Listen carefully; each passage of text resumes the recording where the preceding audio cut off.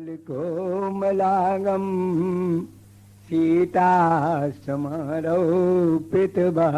भागम पाणौ महासायक चारु चापम नमामि रामं रघुवंशनाथम अतुलित बलधामं हेमशैलाभदेहं दनुजवन कृशानुं ज्ञानिनामग्रगण्यं सकल गुण निधानं वानराणामधीशं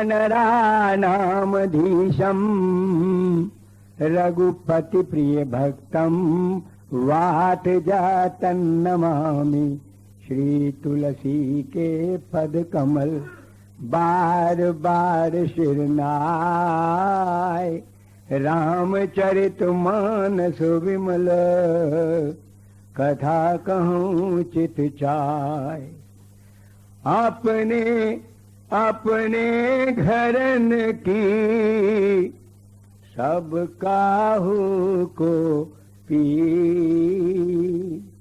तुम्हें पीर सब घरन की धन्य धन्य रघुबीर राम अमित गुण सागर थाह के पावई कोई संतन सन जस किछु सुन्यो तुम्हें सुनावऊं सोई सियावर राम जय जय राम सियावर राम जय जय राम कि जिनके श्रवण समुद्र समाना कथा तुम्हारी सुभग सरिनाना उभरही निरंतर हूँ ही न पूरे तिनके ही है तुम कह ग्रह रूरे। भाव क्या है? अतृप्तता बनी रहे, समुद्र सरिताओं के अथक प्रयास के बाद भी अतृप्त ही रहता है, बना ही निरंतर हो ही न पूरे। कल हम उसी राम कथा की विशेषताओं की बात कर रहे थे कि वो राम कथा है क्या। अभी आपने सुना, मैंने भजन में एक इशारा दिया कि एक झोली में फूल भरे हैं और एक झोली में कांटे, और हमको पूज्य गुरु महाराज ने, योगी जी महाराज ने वो साधन दे दिया कि तुम्हारे जीवन के सारे कांटे तुम समाप्त कर सकते हो भाई। अरे शरीर में रोग ये कांटा ही तो है, और मन में चिंता ये कांटा ही तो है। कितना चुभने वाला कांटा है, इससे बड़ा कोई कांटा होगा? और बुद्धि में भय का कांटा कैसे खटकता है हर एक को, और अहम के अंदर वियोग, तो ये कांटे हैं भाई। और हम चर्चा कर रहे हैं उस राम कथा की कि मंगल करणी कलिमल हरणी तुलसी कथा रघुनाथ की। इसी कथा की चर्चा चल रही है कि ये कथा कैसी है। मंगल करणी कलिमल हरणी, तो ये मंगल ही मंगल करने वाली है भाई। केवल दिल और दिमाग को बदलने की आवश्यकता है। केवल अगर पाठ करते रहोगे कि मंगल भवन अमंगल हारी द्रवसु दशरथ अजिर बिहारी, और मंगल भवन अमंगल हारी उमा सहित जय जपत पुरारी, तो भैया खाली पाठ और अखंड पाठ से काम ना आज तक बना है और ना बनेगा।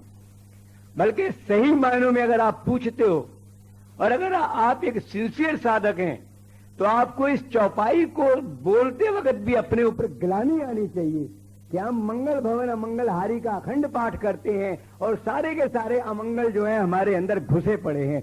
एक भी अमंगल हमारी जिंदगी से नहीं जा पाया, तो क्या नतीजा निकला इस मंगल भवन अमंगल हारी को चिल्ला चिल्ला के माइक पर और अखंड पाठ करके 24-24 घंटे चिल्लाने से बना क्या? हमको लज्जित होना चाहिए इस चौपाई को बोलते वक्त। लोग फकर करते हैं, हम कहते हैं डूब मरना चाहिए। इस चौपाई को बोलते बोलते जिंदगी गुजर गई और एक भी मंगल हमारे जीवन में नहीं आया। तो गोस्वामी जी कहते हैं कि ये कथा है भाई, लेकिन दिल दिमाग की आवश्यकता है इसके अंदर। सुनी समुझाई जन मुदित मन और मजही अति अनुराग, तुलई चारी फल अछत तन साधु समाज प्रयाग।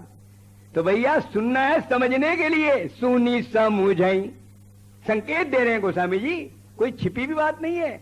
सुनना है समझने के लिए और समझना है करने के लिए और करना है बदलने के लिए। तो जब तक सुने नहीं, समझे नहीं और बदले नहीं तो कोई नतीजा नहीं आया। और अगर ये प्रक्रिया आपके जीवन काल में पूरी हो गई तो गोस्वामी जी कहते हैं मैं गारंटी करता हूं इस बात की कि लई चारी फल अछत तन। अरे इस शरीर के रहते रहते तुम्हारे सब कांटे निकल जाएंगे, ये चारों फल मिल जाएंगे। शरीर को अखंड स्वास्थ्य मिल जाएगा, रोग का कांटा निकल जाएगा, और मन को अखंड आनंद मिल जाएगा, चिंता का कांटा निकल जाएगा। और भैया बुद्धि में अखंड ज्ञान होगा, भय और अपमान का कांटा निकल जाएगा, और अहम में अखंड प्रेम होगा, जिसकी चर्चा सुबह से चल रही थी।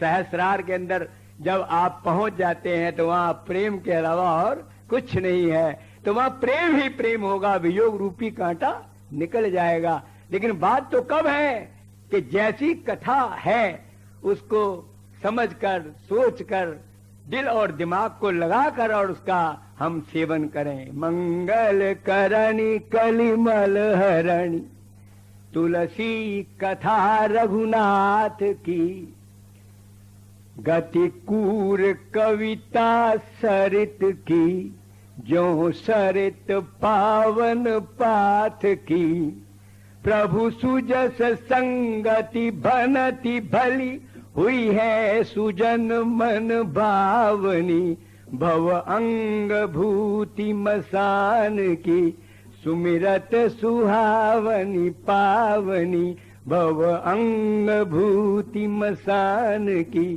सुमिरत सुहावनी पावनी। देखिए गोस्वामी जी के शब्द देखिए, उनका भाव देखिए, उनका चरित्र देखिए। साधु का, संत का चरित्र ही देखा जाता है। और हम आपको बताएं, रामायण में गोस्वामी जी ने जहां साधु की बात की तो कुछ नहीं लिखा साधु चरित, मतलब साधु को जोड़ा ही चरित्र से है, किसी वेशभूषा से, किसी रूप रंग से, किसी माला हार पहनने से, किसी बात से ताल्लुक ही नहीं रखा है। साधु चरित शुभ चरित कपासु, निरस विशद गुणमय फल जासु। मैं केवल ये बता रहा हूं, अब हमारे संत तुलसीदास कैसे साधु है मैं ये बात बता रहा हूं। कहते हैं गति कूर कविता सरित की। कहते हैं भाई बात ये है, अब यहां पर दो बातें हैं। कथा राम की जो है वो तो मंगल करणी है। अब देखिए ना, मंगल करणी कलिमल हरणी तुलसी कथा रघुनाथ की। बोले जो राम की कथा है, जो राम की चर्चा है। आप कथा का मतलब जानते हैं ना, कथा माने कैसा, यथा माने जैसा और तथा माने तैसा। तो सीधी सीधी बात है जिसमें ये बताया जाए कि वो राम कैसा है, वो राम क्या करता है, वो राम क्यों करता है, वो कैसे करता है। अरे जिसमें इस सब बात का विवेचन है वही तो कथा है। गोस्वामी जी कहते हैं कि मंगल करणी कलिमल हरणी तुलसी कथा रघुनाथ की। बोले राम जी की कथा जो है वो तो मंगलों से ओतप्रोत है, हर प्रकार के अमंगलों को नष्ट कर देगी। लेकिन अपनी ओर क्या कहते हैं, ये तुलसी का अपना संकेत है, गति कूर कविता सरित की। बोले मेरी जो कविता रूपी सरिता है ना, उसकी गति बड़ी कूर माने टेढ़ी मेढ़ी है, बड़ी क्रूर है, मतलब ज्यादा बढ़िया नहीं है। बोले किस तरह से नहीं है, जो सरित पावन पाथ की। सरित माने नदी, पावन पाथ माने पवित्र जल की नदी, यानी गंगा नदी।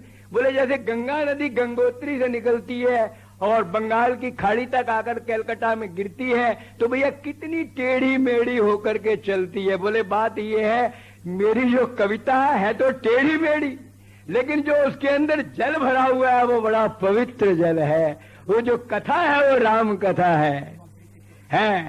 तो हाँ, बहुत कॉम्प्लिकेटेड है, इसको आप आसानी से, क्यों, आप तो जानते हैं ना कि श्रोता बकता ज्ञान निधि, कथा राम के गुण, किमी समझाऊं मैं जीव जड़, कली बल ग्रसित विमूढ़।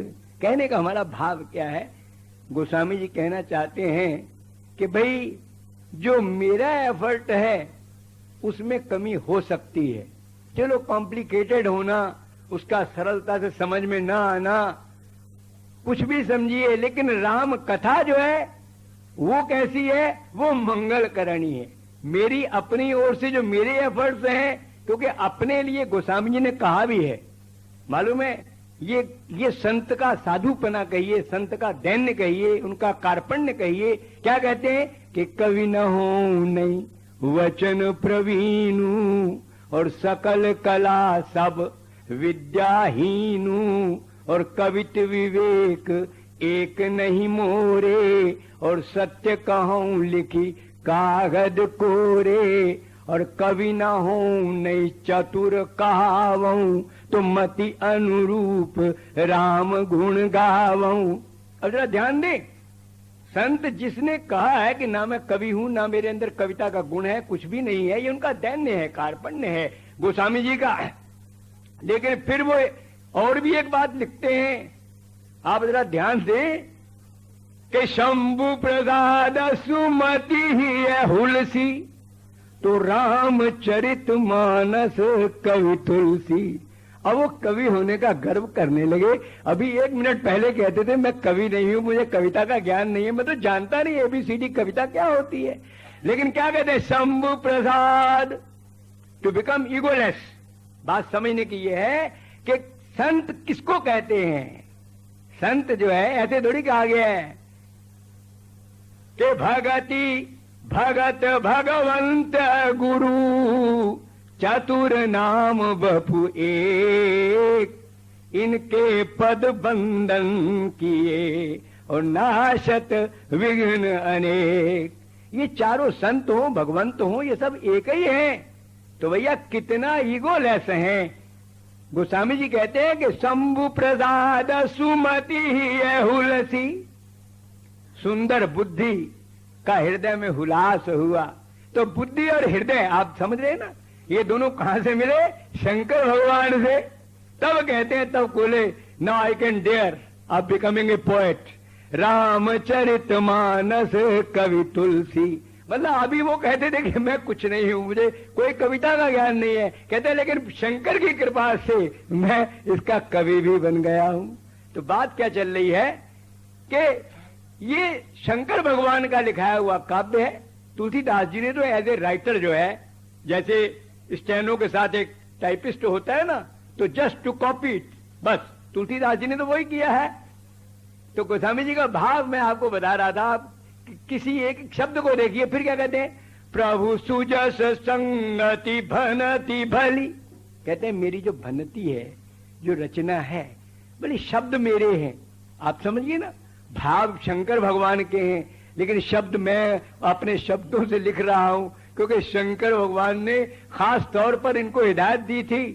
शंकर भगवान ने, आपको मालूम है ना, संत तुलसी ने पहले ये इसको संस्कृत में लिखना शुरू किया, तो 7 दिन तक जितना लिखते रहे वो रात को गायब हो जाता था। दिन में लिखते थे, रात को गायब हो जाता था। फिर क्या हुआ? तुलसी तो परेशान हो गए, कहने लगे इस रामचरित्र मानस को मैं कैसे करूंगा?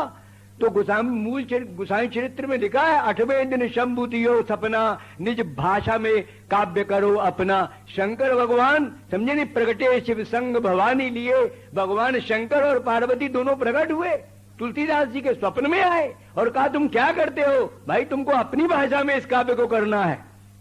तब फिर गोस्वामी तुलसीदास जी महाराज ने इसको अपनी भाषा में लिखा। इसलिए कहते हैं चूंकि भाषा मेरी है, मूल बात शंकर की है, भावना शंकर की है, योग्यता शंकर की है, लेकिन शब्द मेरे हैं ना। तो आप वो क्या कहते हैं? प्रभु सुजस संगति भनति बनती माने रचना, बनती माने बनावट, बनती माने कविता। तो प्रभु सुजस संगति बनती भली हुई है। आप समझे नहीं? बोले मेरी रचना तो किसी योग्य नहीं है, लेकिन चूंकि प्रभु का यश इसके साथ जुड़ गया है, तो कहते हैं ना कि को न सुसंग बड़प्पन पावा, सोई भरोस मोरे मन आवा, धूमऊ तजई सहज करुआई, अगर प्रसंग सुगंध बसाई। तो गोस्वामी जी कहते हैं मेरे मन में वही भरोसा आ गया है कि मेरी रचना, मेरी काव्य शैली या मेरे शब्द हो सकता है कि घटिया हों, लेकिन इन्होंने जिनका संग कर लिया है, जिस राम के यश का संग कर लिया है, मुझे विश्व के मन को भाने वाली भी बन जाएगी। क्यों कि इसके अंदर जो वर्णित किया गया है वो माल मसाला बहुत बढ़िया है। और उदाहरण कितना सुंदर दिया, भवंग भूति मसान की सुमिरत सुहावनी पावनी। आप सोचिए, जो मुर्दे की राख होती है, मेरे ख्याल में ये अपवित्रतम वस्तु है। मतलब इससे ज्यादा अशुद्ध कोई पदार्थ संसार में नहीं हो सकता जो मुर्दे की जली हुई मट्टी की राख है। लेकिन कहते हैं भव अंग भूति मसान की। अरे वो शमशान भूमि की राख जो है जब शंकर भोले बाबा के शरीर पर लग जाती है तो सुमिरत सुहावनी पावनी। अब तो लोग उस विभूति को शिरोधार्य करते हैं, मस्तक पर धारण करते हैं। अरे उसका ध्यान करने से कहते हैं सारे क्लेश उनके निपट जाते हैं। सुमिरत सुहावनी पावनी, सिमरण करने से भी वो पवित्र कर देती है और लोग उसको शिरोधार्य करते हैं। अब बताइए, तो शंकर भगवान की विशेषता हुई ना। तो तुलसी कहते हैं जब शमशान की राख भी शंकर को छू करके इतनी उत्तम हो जाती है, तो भाई मेरे टूटे फूटे शब्द भी शंकर की भावावली को जब स्पर्श कर लेंगे तो ये भी पूज्य हो जाएगी। गोस्वामी जी का भाव कितना उत्तम है। ये संत का कार्पण्य देखिए, दैन्य देखिए, और फिर भगवान की कथा का उन्होंने किस प्रकार से विशेषण व्यक्त किया है कि मंगल करणी गलिमल हरणी। तो प्रिय ला गई अति सबहि ममो भनति राम जस संग। साफ कहते मेरी रचना बड़ी प्रिय लगेगी सबको, क्योंकि राम जस संग, क्योंकि राम जी का यश इसके साथ लगा हुआ है।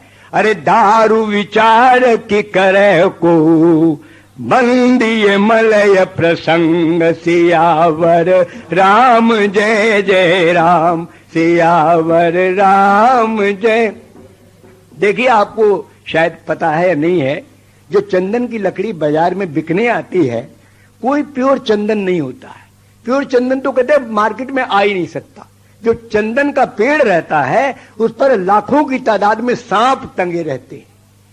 इसको रहीम ने एक दोहे में लिखा है ना कि जो रहीम उत्तम प्रकृति का करे सकत कुसंग, अरे चंदन विष व्यापे नहीं लपटे रहत भुजंग।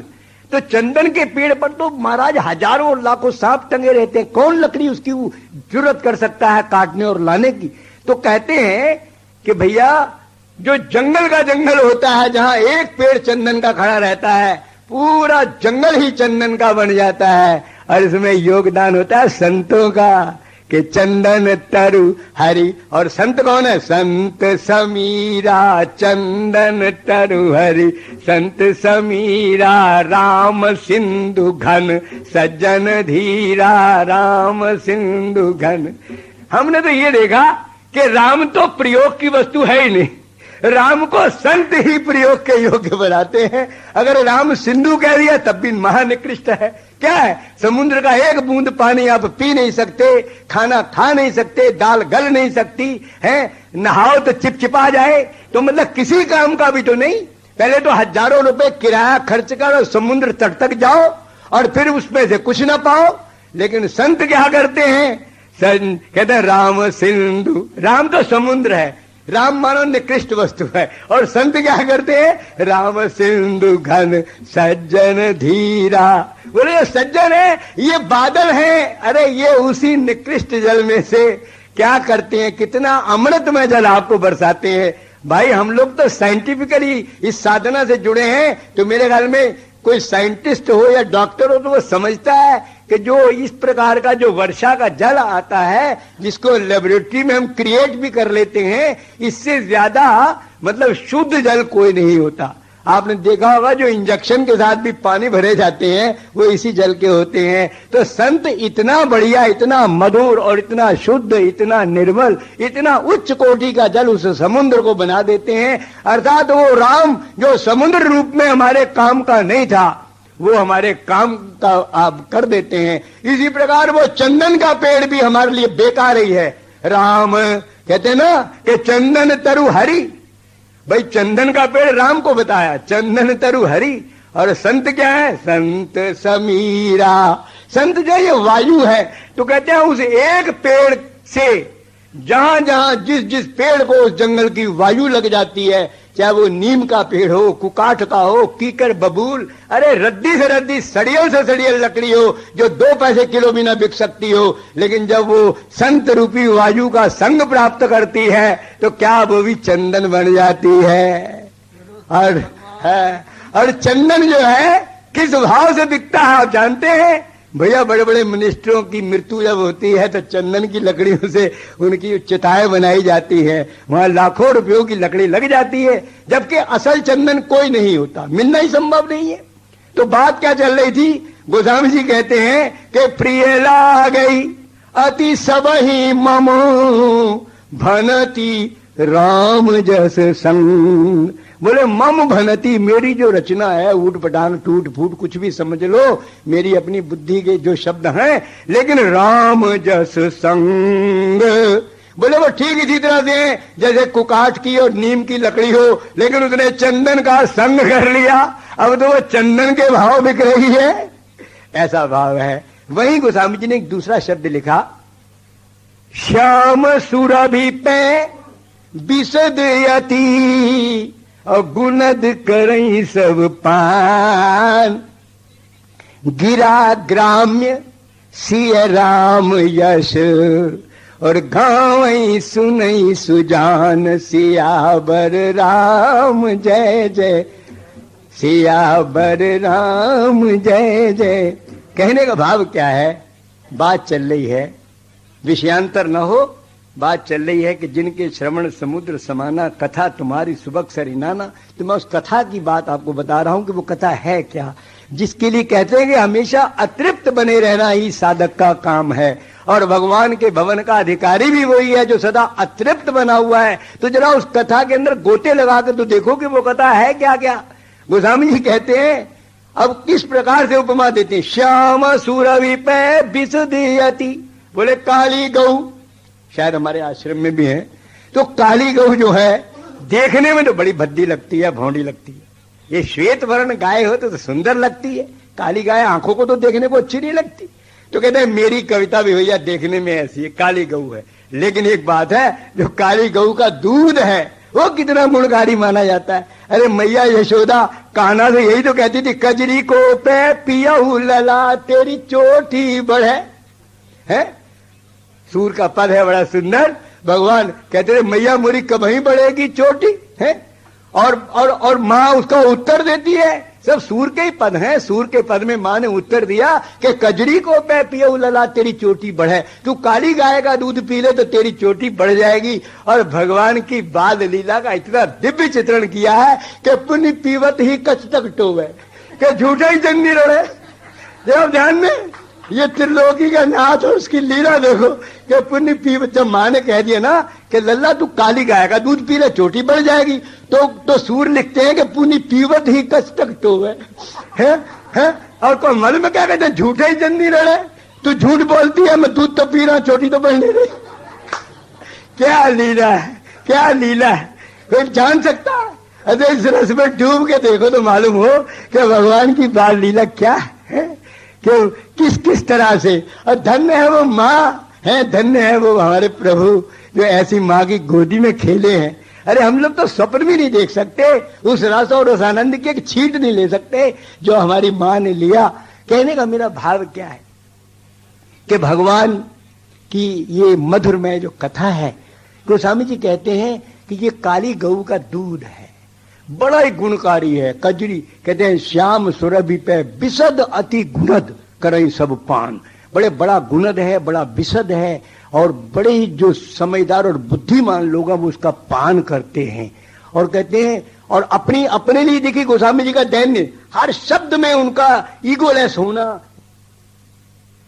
गिरा ग्राम्य सिया राम यश, बोले मैं सीता राम का यश है, मैं क्या करूं, मेरी भाषा गंवारू है, हैं तो गावे सुनई सुजान। तो सुजान और बुद्धिमान लोग उसको इसलिए गाते हैं कि ये माल बढ़िया है। आप समझिए नहीं, माल क्या है, सिया राम यश, इसलिए इसको गाते हैं और इसलिए इसको कहते और सुनते हैं। अब यहां आप जरा सा विचार करें तो एक ही बात के लिए गोस्वामी जी ने दो दोहे लिखे, एक में चंदन की उपमा दे दी, एक में गाय के दूध की उपमा दे दी, और अपने काव्य को ही बताया ना उन्होंने। जानते क्या मतलब है? देखिए, चंदन से मतलब केवल स्मेल का होता है, और जो स्मेल है, जो खुशबू है, ये निर्गुण निराकार निर्विकार, दोनों रूपों का वर्णन बराबर चलता है गोस्वामी जी के काव्य में। अगर आप बारीकी से देखेंगे तो एक दोहे में उन्होंने निर्गुण ब्रह्म की तुलना दे दी कि मेरे काव्य के अंदर जो निर्गुण ब्रह्म का विवेचन है वो सुगंधी की भांति है, जिसको यू कांट ऑब्जर्व, आप देख नहीं सकते हैं, but you can realise it. इसी प्रकार वो अनुभूति का विषय है, जो निर्गुण निराकार निर्विकार ब्रह्म जो है वो अनुभूति का विषय, और जो सगुण साकार है वो दूध बता दिया, उसको पी लो। वो दूध तो कटोरे में ले सकते हो, पी सकते हो, देख सकते हो, इसलिए वो दूध की उपमा है। कहने का भाव ये, गोस्वामी जी महाराज कहते हैं कि जो राम कथा है, जिसके बारे में ये बताया जा रहा है कि ये अतृप्त कैसे बने रहे और ये कंटिन्यूटी कैसे बनी रहे। अब यहां थोड़ा ये समझना है, खास पॉइंट जो कल से मैं बता रहा हूं इस प्रथम भवन में, कि भर ही निरंतर और हूं ही न पूरे, और तिनके ही तुम कहूं ग्रह रूरे। अब जरा आप थोड़ा सोचिए, थोड़ा बारीकी से भी विचार करिए। हम लोग सब गृहस्थी हैं, हम लोगों को कहां इतना समय मिलेगा कि निरंतर, अब जरा सोचिए भाई, आप कहेंगे हमें दुकान है, घर है, संतान है, कारोबार है, दुनिया का काम करना है, दफ्तर है, नौकरी है, भाई इसके लिए ये जो भगवान ने गड्ढा लगा दिया है, सुबह को भरो शाम को खाली, इसके लिए जुगाड़ चाहिए। फिर अगर बालक बच्चे हैं तो उनके काम धाम करने हैं, तो क्या करें, कैसे ये कंटिन्यूटी पॉसिबल है? यहां पर वही बात, महाराज जी की इस बात को ध्यान कर लो कि दिल और दिमाग को बदलना है। करना तुम्हें कुछ नहीं, जो तुम कर रहे हो, जिस आश्रम में हो, जिस स्थान पर हो, तुम्हें कुछ भी करने की आवश्यकता नहीं, केवल दिल और दिमाग बदल लो, काम चल जाएगा। यही तो बात आपको समझाना चाह रहा हूं। कल से आप सोच रहे होंगे कि सब आदमी को और कोई काम न हो, जो 24 घंटे कथा ही सुनता रहे और कथा में ही जुड़ा रहे, ऐसा कुछ नहीं है। अरे आप जो करते हो वही करते रहो, जहां जुड़े हो वहां जुड़े रहो, समझे। जिस आसन पर विराजमान हो वहीं रहो, न तुम्हें आसन बदलने की जरूरत, ना तुम्हें स्थान बदलने की जरूरत, और ना तुम्हें अपना काम बदलने की जरूरत, केवल दिल और दिमाग बदल डालो तो काम चल जाएगा। अब आप जरा विचार करें, कौन सा कण ऐसा है कि जहां मेरा राम विद्यमान नहीं, मुझे बताइए। और कौन सा क्षण ऐसा है कि जब मेरा राम विद्यमान नहीं। तो जब मेरा राम हर कण में है और हर क्षण में है, तो मुझे एक बात आप बता दें, आप अहरनिश 24 घंटे कुछ भी काम करते रहिए, क्या उस समय आप इस संसार से कहीं अलग होते हैं क्या? अरे संसार के कणों और क्षणों में तो रमे हुए होते हो, किसी ना किसी कण से तुम्हारा कांटेक्ट हो रहा होता है और किसी ना किसी क्षण में तुम कांटेक्ट कर रहे होते हो। तो वो जितने भी कण हैं और जितने भी क्षण हैं, क्या मेरे राम से अलग हैं? तो भैया, जब राम से अलग नहीं हो तो क्यों नहीं तुम समझते हो कि तुम्हारी प्रत्येक एक्टिविटी, तुम्हारा प्रत्येक कर्म, तुम्हारी प्रत्येक क्रिया वो राम की कथा नहीं तो और है क्या? मुझे आप जवाब दें। तो आप तो 24 घंटे उस कथा के अंदर रत रह सकते हैं, केवल दिल दिमाग ही तो बदलना है। भाई दिल और दिमाग ही तो बदलना। कबीरदास जी का दिमाग बदल गया। जब कबीरदास जी का दिमाग बदला तो क्या कहते हैं? कहते हैं, अरे संतो सहज समाधि भली, और जा दिन ते गुरु कृपा जागी, और दिन दिन अधिक चली। अरे संतो सहज समाधि भली। अब क्या कहना चाहते हैं कबीर? मैं आपका ध्यान इधर दिला रहा हूं। क्या कहते हैं? जहां जहां डोलूं सोई पर कर्मा। अब बता दो मुझे, क्या कबीर को कोई पृथ्वी का कण अपने राम के बिना दिखाई पड़ रहा है? अरे तुमको तो परिक्रमा करने के लिए कभी चित्रकूट जाना पड़ता होगा या अवध धाम जाना पड़ता होगा, है? लेकिन वो तो कहते हैं जहां जहां डोलू सोई परिक्रमा। भाई परिक्रमा आप भगवान के दिव्य धाम की तो करते हो।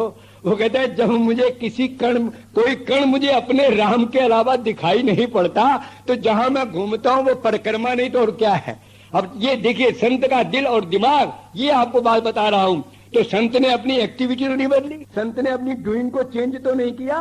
वो तो कपड़ा बुनता था तो कपड़ा बुन रहा है, खादी बुन रहा है और बेचने जा रहा है, वही काम कर रहा है। कहता है लेकिन अब मुझे तीर्थ में जाकर के परिक्रमा करने की आवश्यकता नहीं रही, क्योंकि 24 घंटे वो कथा की कंटिन्यूटी बनी हुई है, उस राम की कंटिन्यूटी ब्रेक नहीं हो रही है कि जहां जहां डोलूं सो परिक्रमा और जो कुछ करूं सो सेवा।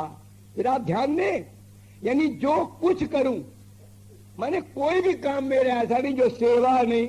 और मैं आपको एक बात बता देता हूं, सीधी सी बात है, आप अपनी जिंदगी में नोट कर ले। कोई भी काम आप करिए, कोई भी, केवल उसमें से अपना स्वार्थ खींच लो। अगर वो सेवा ना बन जाए तो साहब जिसमें कुत्ता खाए उसमें हमको खिला देना। हम तो ये कह सकते हैं, आप अनुभव करके देख लो। कोई भी काम करो, अरे तुम अपने पोते को खिलाओ, मैं तो कहता हूं तुम अपने बेटे के लिए दुकान लगाओ, लेकिन उसमें अपना स्वार्थ हटा दो। स्वार्थ हटाकर काम करो। क्यों? क्या बेटे में पोते में राम नहीं दिख सकता? क्या राम की सेवा नहीं हो सकती? राम के लिए भी तो दुकान सजा सकते हो।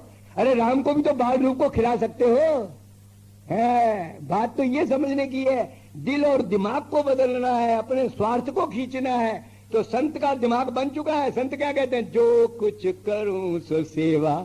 अब अगर वो खद्दर बन रहे हैं तो ये थोड़ी समझते हैं कि मैं अपनी उधर पोषण का काम कर रहा हूं या मुझे अपने बच्चों का पालन करना है। वो कहते हैं मुझे राम ने ड्यूटी दिया, मैं राम की सेवा कर रहा हूं।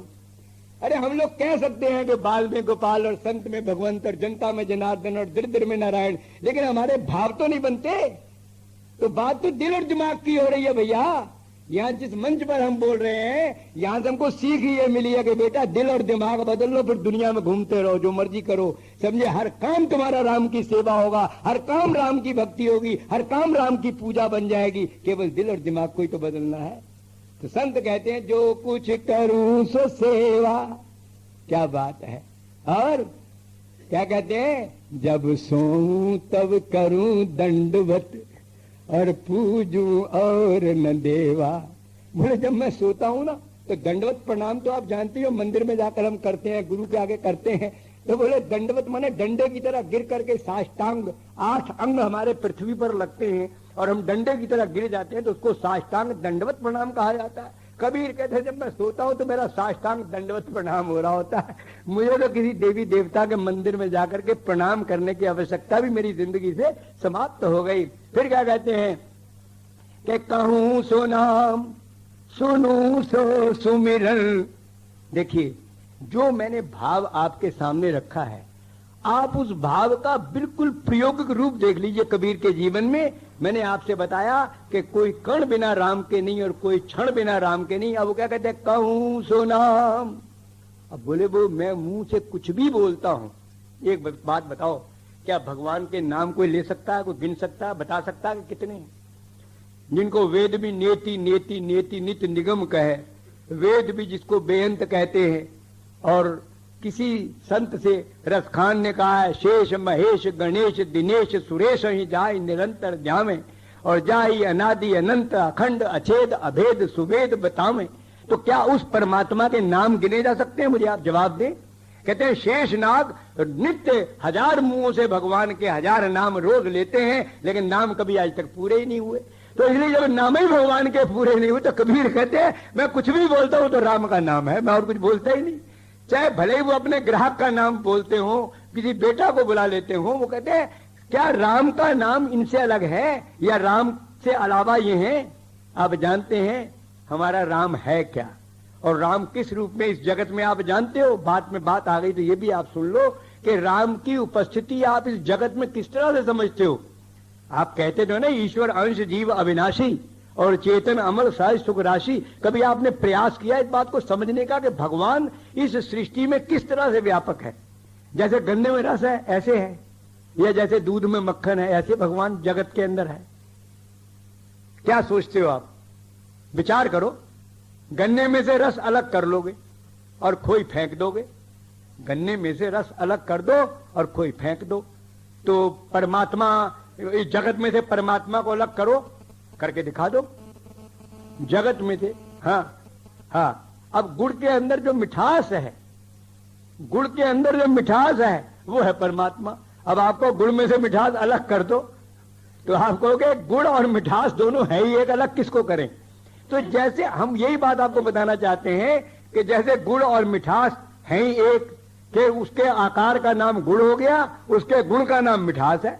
आकार और गुण दो बातें हो गई ना, आकार जो है वो गुड़ है और जो उसका गुण है वो मिठास है, तो गुण ही तो परमात्मा है। तो कहने का मेरा मतलब है कि आप चाहें कि परमात्मा अलग हो जाए और जगत अलग हो जाए, ऐसा आप कर ही नहीं सकते। जैसे हम कहा करते हैं घड़े में मिट्टी, जैसे जेवर में सोना। अब कोई कह दे घड़े में से मिट्टी अलग कर दो साहब, तो घड़े में से मिट्टी अलग कर दो, क्या घड़े का अस्तित्व रहेगा? अरे घड़ा ही मिट्टी है। ऐसे ही हम ये कहेंगे जेवर ही, सोना ही जेवर है।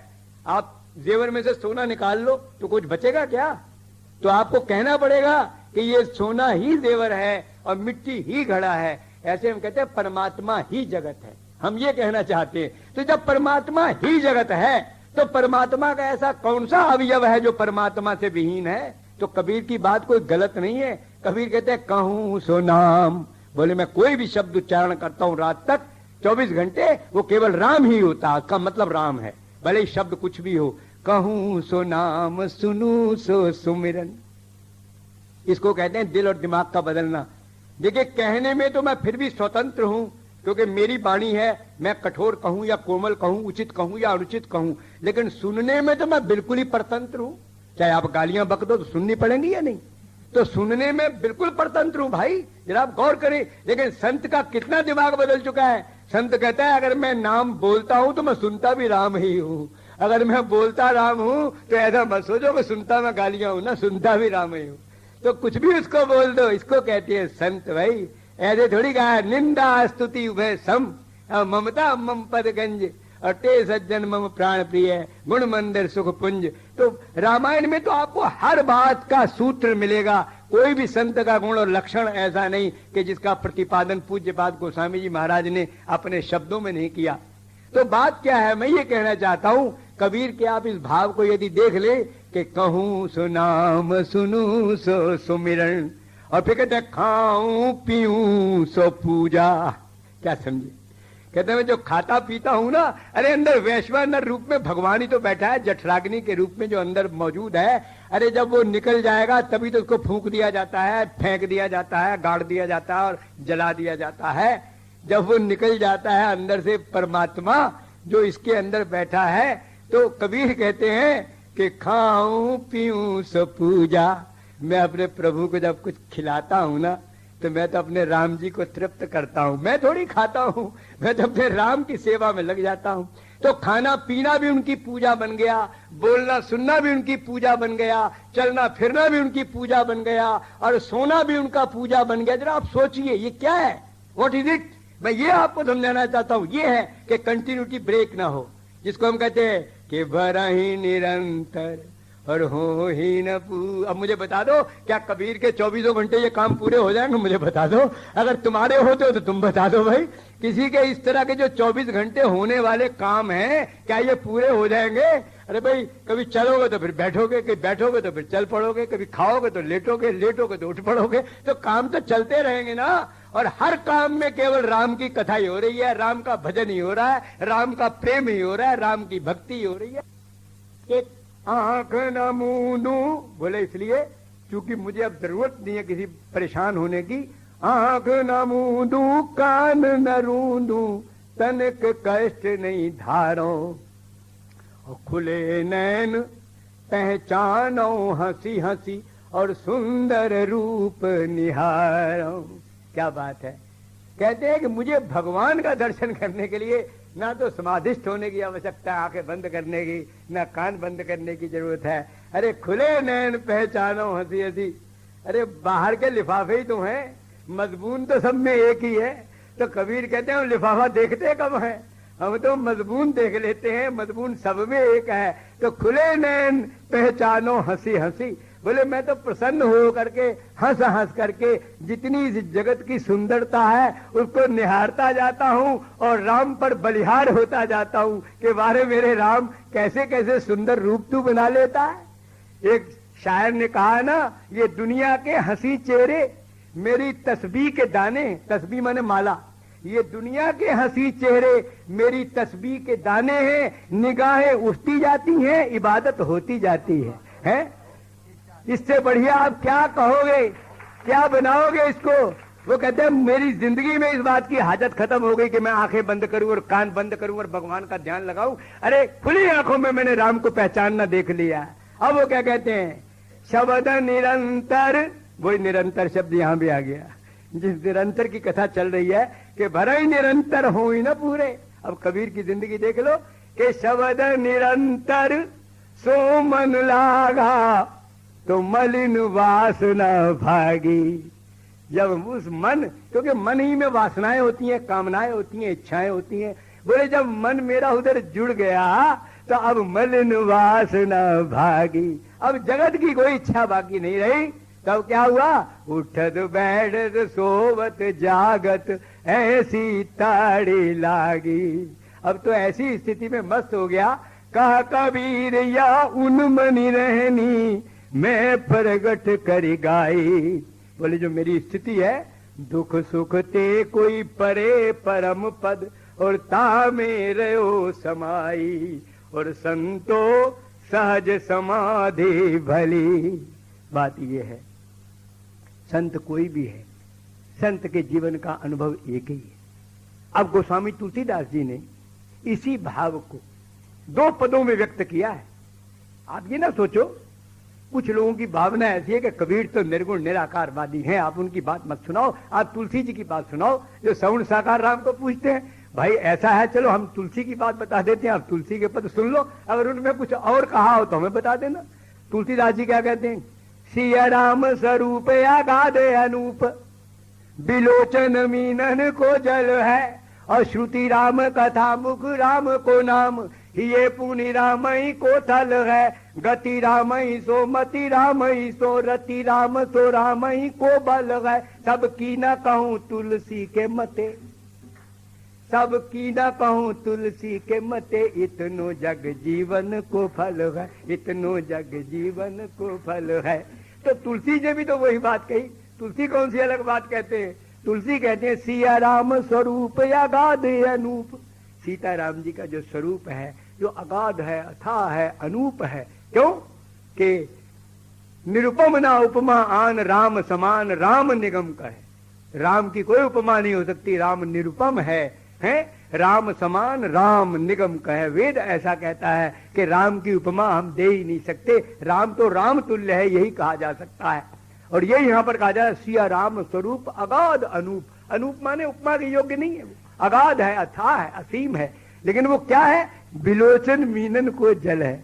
तुलसी कहते हैं मेरे नेत्र रूपी मछलियों के लिए जो राम जी का अथाह और अगाध स्वरूप है वो मानो ऐसे है जैसे मछलियों को अगाध जल मिल गया हो। अब बताइए अगाध जल में मछली को कितना रस आता है। सुखी मीन जे नीर अगाधा जिमि हरि शरण न एक बाधा। गोस्वामी जी लिखा तो मछली के लिए अगाध जल मिल जाए, क्या इससे ज्यादा बढ़िया कोई सौभाग्य की बात होगी, कोई सुख की आनंद की बात हो सकती है। तो तुलसी कहते हैं मेरे नेत्र जो है हर समय सिया राम के उस अगाध अथाह स्वरूप रूपी समुद्र के गहरे अथाह जल के अंदर मस्त रहती है। फिर श्रुति राम कथा, श्रवणेन्द्रिय का प्रयोग चल रहा है ना, तो बोले मेरे कान में जो कुछ भी आता है श्रुति राम कथा, और मेरे मुख में जो कुछ भी आता है मुख राम को नाम। अब आप बताइए इसका अर्थ और क्या है, इसका अर्थ आप करके दिखा दीजिए। तुलसी कहते हैं श्रुति राम कथा, मैं तो राम की कथा सुनता हूं। अरे भाई रामायण में है नहीं क्या, भरत जी महाराज जब भरद्वाज जी के आश्रम पर पहुंचने वाले थे तो आप रामायण खोल के देख लें अच्छी तरह से कि कहीं परस पर मिली 10 पांचा भरत स्नेह शील सुचि सांचा। और उसके साथ की बिल्कुल लाइन है कि सुनत राम गुण ग्राम सुहाए भरद्वाज आश्रम पही आए। अब मुझे बताइए कि यहाँ कौन सा बीच में गैप पड़ा है, यानी भरत जी की प्रशंसा हो रही है जरा आप शब्द देखिए, मानस के शब्द हैं कि कहीं परस्पर मिली 10 पांचा, मार्ग में चलते हुए 10-5 लोग कहते हैं कि भरत स्नेहशील सुति सांचा। अरे भरत जी महाराज का जो स्नेह है, जो प्रेम है, बड़ा पवित्र है और बड़ा उत्तम क्वालिटी का है। तो भरत जी की प्रशंसा मुक्त कंठ से हो रही है, लेकिन बिल्कुल उसी के साथ की ये लाइन लिखी है और भरत जी चल रहे हैं और लोग प्रशंसा कर रहे हैं, लेकिन भरत जी को क्या सुनाई पड़ रहा है? जरा आप देखें, ये श्रुति राम कथा, ये आपको बात बता रहा हूं। भरत जी कहते हैं कि भरत जी के लिए गोस्वामी जी लिखते हैं कि सुनत राम गुण ग्राम सुहाए सुनत, क्योंकि गुण तो राम के अलावा किसी का हो ही नहीं सकता।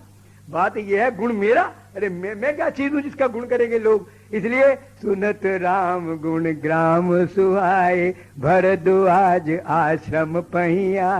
कितना अद्वितीय चित्रण है गोस्वामी जी के इस काव्य के अंदर, रामचरितमानस में। देखें आप कि यानी भरत जी की प्रशंसा हो रही है और राम जी की प्रशंसा उन्हें सुनाई पड़ रही है। तो कोई विशेष बात नहीं है भैया। जब दिल और दिमाग बदल जाता है तो फिर व्यक्ति का अपना अस्तित्व समाप्त हो जाता है। क्या कहते हैं, मुझ में समाजा इस तरह तन प्राण का जो तौर है, मुझ में समाजा इस तरह तन प्राण का जो तौर है, फिर देख कर न कोई कह सके मैं और हूं तू और है। तो मतलब दोनों एक हो जाते हैं। अब भरत ही राम है और राम ही भरत है। अब क्या पता चले कि वो गुण राम का था जो भरत ने सुना या भरत का था जो राम ने सुना, कि जग जपे राम और राम जपे जेही। भैया वो ईश्वर उपास्य और उपासक दोनों एक हो जाते हैं, ऐसी स्थिति आ जाती है। यही भाव है गोस्वामी जी का। क्या कहते हैं, श्रुति राम कथा। बोले मेरे कान तो राम की कथा सुनते हैं, चाहे दुनिया की व्यथा हो रही हो, लेकिन मेरे कान में जो वो पड़ती है ना, तो वो तो राम की कथा है, क्योंकि राम के अलावा दुनिया में कोई है ही नहीं। अगर किसी का रोना चीखना भी पड़ रहा है तो मुझे तो यही दिखाई दे रहा है कि राम की कथा है, क्योंकि मेरे राम के अलावा कोई, जब कोई सत्ता ही नहीं है मेरे राम के अलावा, तो किसी की भी कोई भी करुण कथा हो या विषाद और हर्ष कथा हो तो राम की कथा है। तो श्रुति राम कथा मुख राम को नाम, बिल्कुल उनका ट्रांसलेशन है जो कबीर जी ने कहा कि कहूं सो नाम और सुनूं सो सुमरन। बिल्कुल आप बताइए कोई अंतर है कि मुख राम को नाम, फिर ये पुनि राम ही गोथल है। बोले हृदय में राम के अलावा कोई है ही नहीं। फिर गति राम ही दो, मति राम ही दो। गति माने जहां भी मैं जाता हूं, जिधर को भी मैं जाता हूं, वो राम ही राम, राम की ओर बढ़ता हूं मैं, क्योंकि जगत के जिस कोने में भी जाऊंगा राम तो वहां भी मौजूद है ना। ऐसे थोड़ी उन्होंने कहा कि सिया राम मैं सब जग जानी। जब सारे जगत को सीता और राम में ओतप्रोत देखने वाला संत कहीं भी जाएगा तो वो राम को की ओर तो जा रहा, कहां जा रहा बताइए? तो गति राम ही सो, फिर मति राम ही सो, और रति राम सो राम ही को बल है। सब की न कहूं तुलसी के मते, इतनु जग जीवन को फल है। सब की न कहूं तुलसी के मते, इतनु जग जीवन को फल है। देखिए तुलसीदास जी ने इसका विवेचन एक अन्य पद में किया। ये कवितावली का पद था, एक विनय पत्रिका में विवेचन किया, बड़े अलग तरीके से किया। वो कैसे किया? एक नेगेटिव थिंकिंग होती है और एक पॉजिटिव थिंकिंग होती है। एक ये कहता है मैं अच्छा करूंगा, मैं अच्छा करूंगा, एक कहता है मैं बुरा नहीं करूंगा, मैं बुरा नहीं करूंगा। तो बात तो दोनों ने एक ही कही। ये कहता है मैं बुरा नहीं करूंगा, बुरा नहीं करूंगा, लेकिन वो ये नहीं कहता मैं अच्छा करूंगा। और एक कहता है मैं अच्छा ही करूंगा, अच्छा ही करूंगा। तो अच्छा करूंगा वाले को आप पॉजिटिव थिंकिंग कहते हैं, और जिसमें निषेध निषेध लगाता मैं ऐसा नहीं करूंगा, ऐसा नहीं करूंगा, वो नेगेटिव थिंकिंग है। अब चूंकि दुनिया के अंदर पात्रता है, कोई किसी थिंकिंग वाला, कोई किसी थिंकिंग वाला। सही आपको हम बात बताते हैं, एक गिलास आधा भरा हुआ था जल का, तो आधा भरा हुआ जल का जो है, जो पॉजिटिव थिंकिंग वाला वो कहता है आधा भरा हुआ है, मस्ती आ रही है, इसको पियो, आनंद लो। और जो नेगेटिव थिंकिंग वाला है, अरे ये आधा खाली क्यों है, ये पूरा होना चाहिए, आधा खाली है। अब वो आधा खाली में किलस रहा है, लेकिन जो भरा हुआ आधा है उसका आनंद वो नहीं ले पा रहा। तो बात तो एक ही हुई। तो हम ये कहना चाहते हैं कि गोस्वामी जी ने इसी विवेचन को दो पदों में अलग अलग तरीके से लिखा। ये भी आपने पॉजिटिव थिंकिंग देखी, और विनय पत्रिका में नेगेटिव थिंकिंग में गोस्वामी जी लिखते हैं। क्या लिखते हैं? कहते हैं कि श्रवणन और कथा नहीं सुनियो, और किसी की बात मैं कान से सुनूंगा ही नहीं। अरे भाई सुनोगे कैसे नहीं? जब कोई खड़ा होके बोलेगा तो क्या कानों को ढक्कन लगाओगे? लेकिन वो कहते हैं मेरी इतनी पात्रता बदल चुकी है कि मुझे सुनाई ही राम देगा, भले वो काम कथा सुनाए और वो दाम कथा सुनावे, लेकिन मुझे राम कथा सुनाई देगी। तो वो क्या कहते हैं, कहते हैं श्रवणनी और कथा नहीं सुनी हो, फिर रसना और न गई हो, अरे मैं जानकी जीवन की बलि जई हो, जानकी जीवन की बलि जई हो। क्या कहते हैं, उपजी उर प्रतीति सपने सुख, प्रभु पद बेमुख न पई हो, तो जानकी जीवन की बलि जई हो। मन समेत, तुलसीदास जी कहते हैं मेरा मन बड़ा खराब है, मन समेत या तन के बासिन, इस शरीर में रहने वाले जो मन के समेत वासी हैं, आप जानते हो इस शरीर में कौन रहते हैं, इंद्रियां ही तो रहती हैं, मन के समेत इंद्रियों को, गोस्वामी जी अपनी इंद्रियों को वहां का वासी बताते हैं। मन समेत या तन के बासिन, यह ही सिखावन दई हूं, मैं अपनी इंद्रियों को मन के सहित यही शिक्षा दूंगा। क्या शिक्षा दूंगा, क्या कहते हैं कि भाई मन समेत या तन के बासन, यही सिखावन दई हो, और उपजी उर प्रतीति सपने सुख, प्रभु पद बेमुख न पई हो, तो श्रवणनी और कथा नहीं सुनी हो, और रसना और न गई हो, और रुकी हो नैन बिलोकत और शीस ईस ही नहीं हो।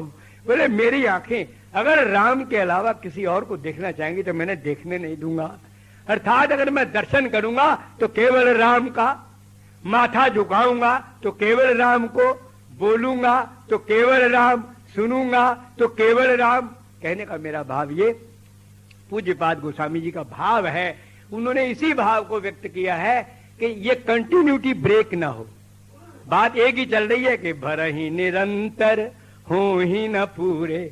और रात भैया आपको बता रहे थे ना कि 10 खूंटे बड़े तगड़े गड़े हुए हैं, और इन 10 खूंटों, जरा ध्यान दो आप, कि जननी जनक बंधु सुत दारा और तन धन भवन सुहृदय परिवारा। अब मुझे एक बात और बता दो, मैं आपसे ही पूछता हूं, क्या जननी में राम नहीं, क्या जनक में राम नहीं, क्या भाई और बंधु में राम नहीं? अरे ये 10 खूंटे का मेरे राम के बिना वाले हैं, ये मुझे बता दो। तुलसी ने इसको भी अपने पद में व्यक्त कर दिया है, राम है मातु पिता गुरु बंधु संगी सखा सुत स्वामी स्नेही। बताइए क्या गलत बात है इसमें। राम है मातु पिता गुरु बंधु संगी सखा सुत स्वामी स्नेही। राम की सौ भरोसो है राम को, राम रंग्यो रुचि राचो न के, जियत राम मुहे पुनि राम सदा रघुनाथ की गति जय। सोई जिये जग में तुलसी न तू डोलत और मुहे धरी दे। सोई जिये जग में तुलसी न तू डोलत और मुहे धरी दे। तो गोस्वामी जी ने कौन सी इसमें विचित्र बात कही है? वही भाव है, पक्की बात वही कही है, राम है मातु पिता गुरु बंधु। बोले राम का दर्शन माता में करो, राम का दर्शन पिता में करो, राम का दर्शन भाई में करो, राम का दर्शन गुरु में करो, राम का दर्शन पति में करो, राम का दर्शन पत्नी में करो, राम का दर्शन पुत्र में करो, राम का दर्शन शिष्य में करो, राम का दर्शन गुरु में करो। तो उसमें कौन सी ऐसी बात कह दी गई है कि जो हमारी समझ में नहीं आ रही? गोस्वामी जी ने तो विभिन्न प्रकार से, विभिन्न माध्यमों से एक ही बात को समझाने का प्रयास किया है। अगर ये कंटिन्यूटी ब्रेक होगी तो आप कभी भी भगवान की पात्रता के पात्र नहीं बन पाओगे। यदि आपने पात्रता बनानी है तो भगवान से कंटिन्यूटी बनाने का कोई भी तरीका अडॉप्ट कर लो। तो गोस्वामी जी महाराज एक ही बात को बार बार जो संत कहता है, क्यों कहता है आप ये भी जानते हो?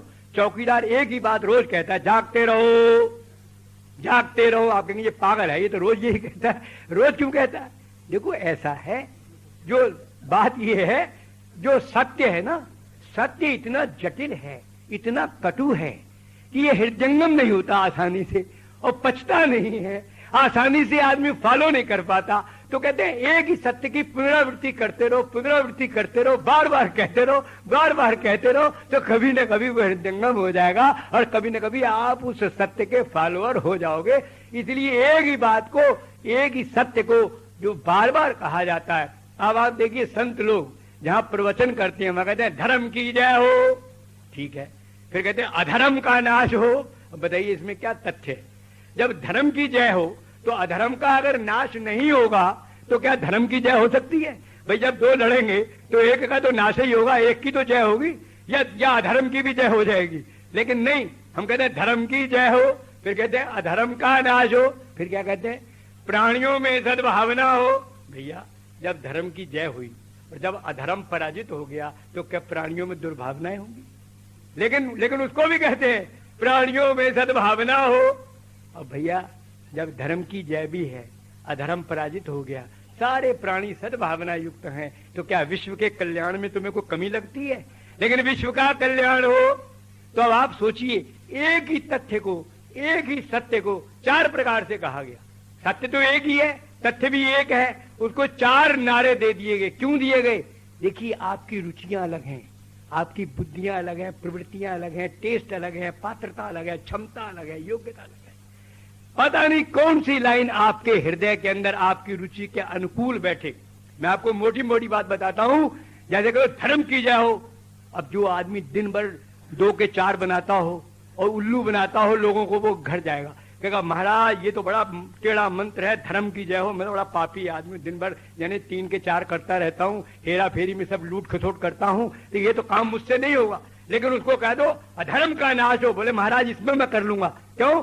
कहीं भी अधर्म होता होगा, कहीं भी कोई नाजायज किसी को डांटता होगा, नाजायज किसी के साथ बलात्कार अत्याचार करता होगा, तो मैं जान लड़ा दूंगा लेकिन होने नहीं दूंगा। तो वो ऐसे ही आ जा, अरे अल्टीमेटली तो उसी रास्ते पर आ जाएगा भाई। अल्टीमेटली जो अधर्म को बचाता रहेगा तो एक दिन तो धर्म पर आ जाएगा या नहीं, आप मुझे बता दो। तो आप ये ना समझे कि हमारे मनीषी संत और ऋषि कोई पागल थे कि एक ही बात को 4-4 बार और अनेक प्रकार से कहा है। भैया बड़ा दम है उनकी बात में। हमारे गोस्वामी जी महाराज भी इसी प्रकार से भरसक प्रयास कर रहे हैं कि आप सारी बात समझ लो। बस एक पद और सुना के मैं समाप्त कर रहा हूं, उसमें भी इसी कंटिन्यूटी को बनाया है और यही भाव है। जैसा जैसा पद आपको सुनाया ना, सो जननी सो पिता सोई भाई, सो जननी सो पिता सोई भाई, सो भामिनी, भामिनी माने औरत, स्त्री, पत्नी है। सो जननी सो पिता सोई भाई, सो भामिनी सो सुत सोहित मेरो, पुत्र भी आ गया, पत्नी भी आ गई। अब इसमें सारे जो रिश्ते उसमें नहीं गिनाए वो भी इधर गिना दिए। सो जननी सो पिता सोई भाई, सो भामिनी सो सुत सोहित मेरो, सोई सगो सो सखा सोई सेवक, सो गुरु सो सुर साहिब चेरो, सो तुलसी प्रिय प्राण समान, कहाँ लो बनाई कहो बहु तेरो, सो तुलसी प्रिय प्राण समान, कहाँ लो बनाई कहो बहु तेरो, जो तज देह को गेह को नेह सनेह, सो राम को होई सवेरो, जो तज देह को गेह को नेह, जो तज देह को गेह को ने सनेह, सो राम को होई सवेरो। क्या भाव है गोस्वामी जी का, जरा शब्द देखिए, देह को गेह को नेह और स्नेह है, क्या शब्दावली है, क्या भाव है। भैया मैं इन्हीं शब्दों के साथ आपसे कहूंगा कि आप गोस्वामी जी के इस महान समुद्र में से अगर एक बूंद भी पकड़ लोगे तो ये कंटिन्यूटी ब्रेक नहीं होगी, तभी भगवान के भवन के पात्र आप बन जाओगे। बोले राजा रामचंद्र भगवान। एक झोली में फूल भरे हैं, एक झोली में कांटे, तेरी पात्रता देख के तुझको बांटने वाला बांटे, तू पात्र है जैसा मिलेगा फल तुझे वैसा, अरे तू पात्र है जैसा मिलेगा फल तुझे वैसा। एक झोली में फूल भरे हैं, एक झोली में कांटे, तेरी पात्रता देख के तुझको बांटने वाला बांटे, तू पात्र है जैसा मिलेगा फल तुझे वैसा, अरे तू पात्र है जैसा मिलेगा फल तुझे वैसा। पहले बनती है तकदीरें, फिर बनते हैं शरीर, फिर बनते हैं शरीर, कोई राजा कोई भिखारी कोई संत फकीर, अरे तू पात्र है जैसा मिलेगा फल तुझे वैसा, अरे तू पात्र है जैसा, मिलेगा फल तुझे वैसा। एक झोली में फूल भरे हैं, एक झोली में कांटे। तेरी पात्रता देख के तुझको बांटने वाला बांटे। तू पात्र है जैसा, मिलेगा फल तुझे वैसा। धन का बिस्तर मिल जाए पर नींद को तरसे नैन, नींद को तरसे नैन।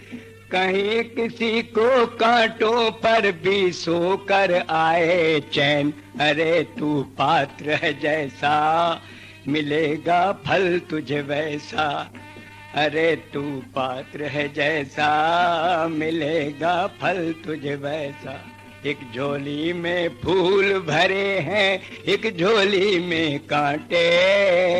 तेरी पात्रता देख के तुझको बांटने वाला बांटे। तू पात्र है जैसा, मिलेगा फल तुझे वैसा।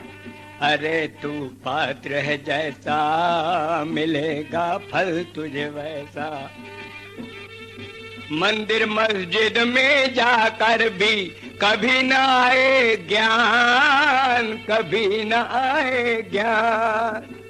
मंदिर मस्जिद में जाकर कोमल कोमलांगम सीता समारोपित भामि भागम।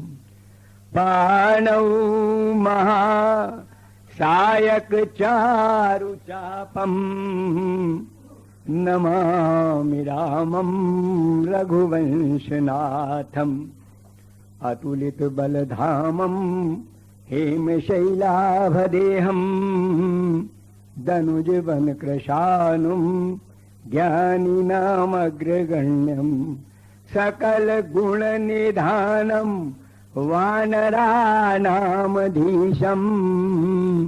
रघुपति प्रिय भक्तं वात जातन नमामि।